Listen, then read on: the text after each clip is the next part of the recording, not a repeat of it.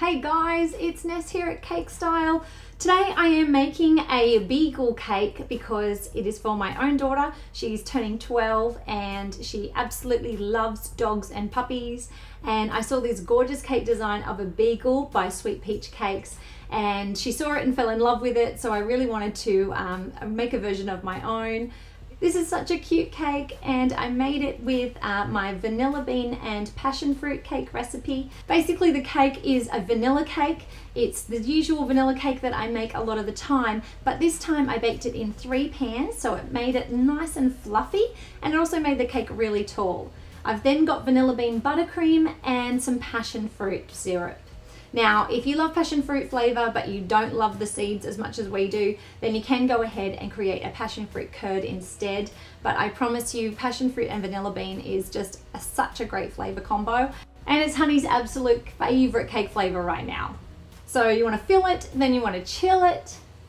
And then I'm going to do a crumb coat along the outside of the cake.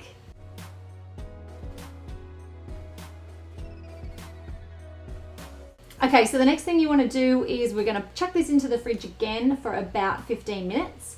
And then I've tinted the buttercream that was left in a gorgeous brown shade. It's like a honey kind of brown shade. It's not a chocolate brown. It's slightly in that mid kind of range, and it's got a lot of life to it still, because browns can tend to be a little bit flat.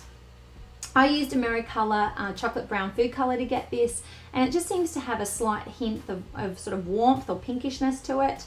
And this is perfect for the beagle.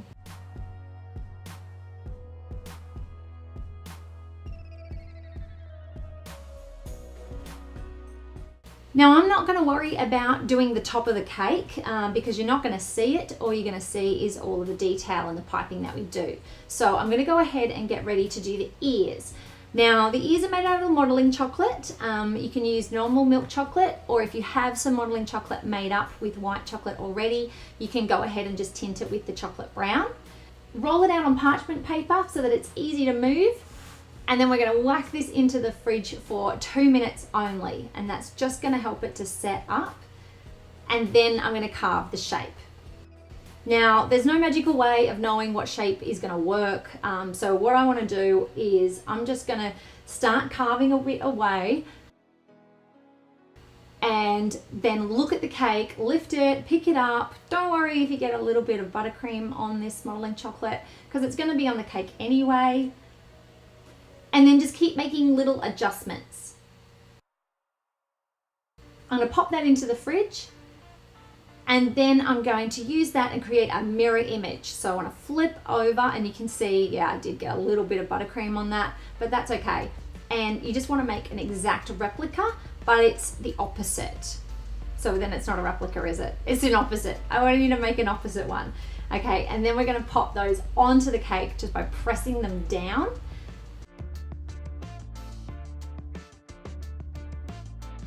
Now the scariest part, which is to do the face. So basically I'm taking a toothpick and I just want to mark out where the face is a little bit.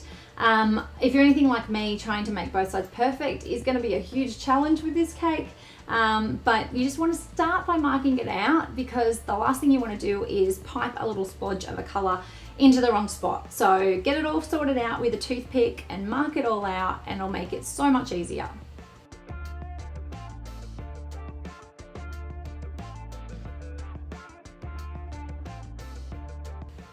Now I'm taking the exact same shade that I used on the side of the cake, and I'm going to pop it into a piping bag with a 17 star tip, which is a small star tip.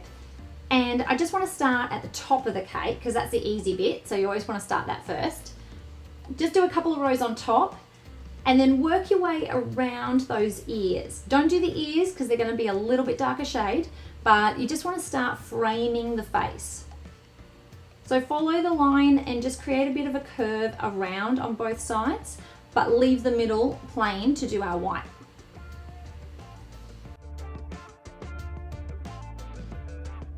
Now the white is super white, and what I did was I didn't actually use my sweet buttercream. I just used shortening and some icing sugar because it's only a small amount of the cake, so it doesn't matter that it's not going to be quite as buttery. It's really, really important that you make it ultra white. So however you choose to make ultra white buttercream, you just want to make sure it's a really crisp white shade.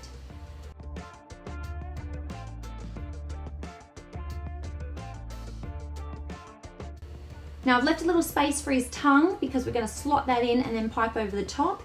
But otherwise, you just want to go ahead and pipe the whole rest of it white. Then with the leftover brown, I'm adding some more chocolate brown, that AmeriColor shade, and this is for the ears. Same piping tip, but we just want to go a little bit darker in the color so that they pop and you really see them. This is such a cute design, and if you check out Instagram, you can find a whole bunch of different puppy cakes and things like that with adorable little faces like this. I really love seeing what everybody else makes in cakes and getting ideas, and yeah, this was just a really cool cake. When Hunt picked this out, I thought it was just adorable, and I was so excited to do this one. Basically, all we need to do is that piping and then add some little accents. So I'm going to roll out a little bit of pink fondant. You can use modeling chocolate or fondant. It doesn't really matter. It's not a large piece, so just use what you have and what you like. And you just want to create a slight curve, and then make sure you texturize it by using a toothpick through the center so it looks more like a tongue. And then just pipe to hide that in.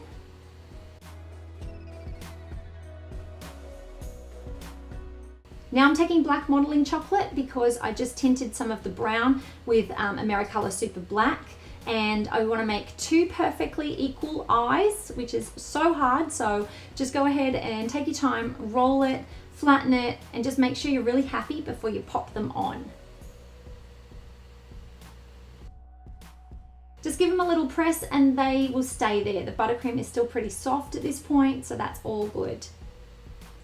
Now make a little triangle and flatten it out to make his nose.